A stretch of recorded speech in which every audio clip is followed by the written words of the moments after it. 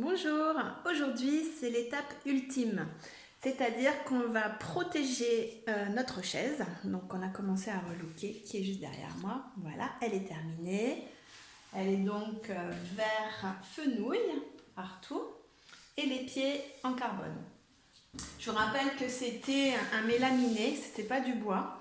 Et donc là, on peut gratter et la peinture ne part pas, malgré que c'était quand même du mélaminé et que on se dit toujours que ça ne va pas tenir. Grâce à la sous-couche Eleonore Deco, ça tient parfaitement. Les deux autres que j'avais commencé, toujours même série, chaise d'école, étaient elles en bois. Donc bon là, il n'y avait aucun souci bien entendu pour que ça tienne. Mais celle-ci, voilà, je vous prouve qu'on peut peindre vraiment sur tout support à partir du moment où on respecte bien les étapes, c'est-à-dire le nettoyage à l'Eleoclean, la passe de la sous-couche qui est hyper importante parce que c'est elle qui va faire que votre peinture adhère sur tous les supports. Que ce soit du plastique, du mélaminé, du fer, vous pouvez tout repeindre. Voilà, donc aujourd'hui on attaque la dernière étape qui est celle de la pose du vitrificateur.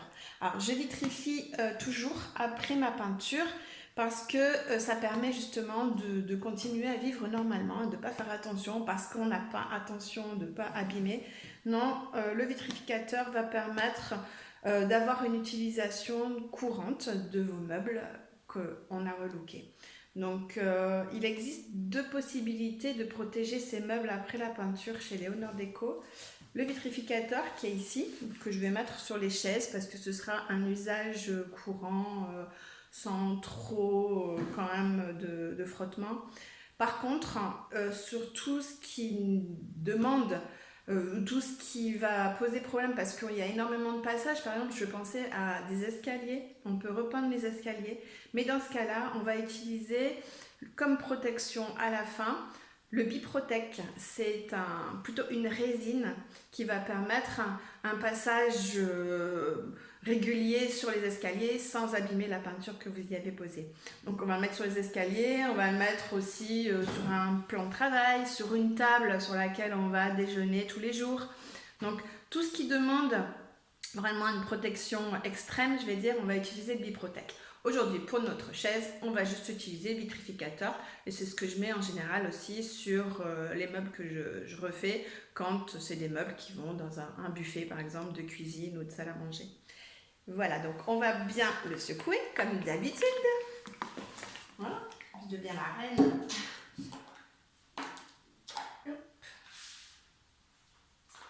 Et donc là, je suis équipée et de mon rouleau et de ma brosse. J'ai pris les deux outils parce que les pieds, j'ai continué à les faire à la brosse parce que pour moi c'est beaucoup plus facile. Et le plateau, le dossier, je vais le faire avec mon rouleau. Donc je vais prendre un petit peu de vitrificateur. C'est très liquide, donc faites attention quand vous l'utilisez. Voilà. C'est liquide et c'est blanc.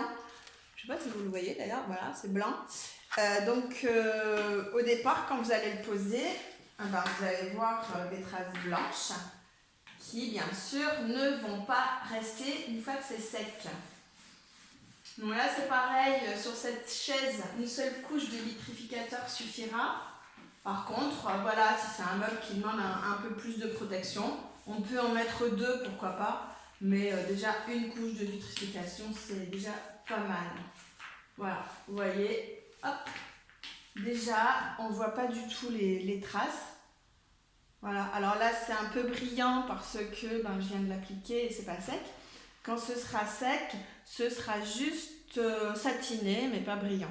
Voilà. Le Biprotec, par contre, la résine est un peu plus brillante que le vitrificateur. Voilà, je vais continuer ma chaise et je vais continuer du coup les deux autres que j'avais commencé aussi à peindre et qui sont ici. Voilà. Ces deux-là, donc qui étaient la même forme, mais qui étaient eux en bois. Donc du coup, voilà, j'en ai fait une de chaque couleur puisque ça va aller dans une école. Et donc voilà, je trouvais que c'était beaucoup plus rigolo de faire des chaises toutes dépareillées. Voilà, bah, je vous souhaite de bons relooking. Et puis, comme c'était la dernière étape pour cette chaise, en tout cas, bah, je vous dis peut-être à bientôt sur un autre meuble. Qui sait? À bientôt!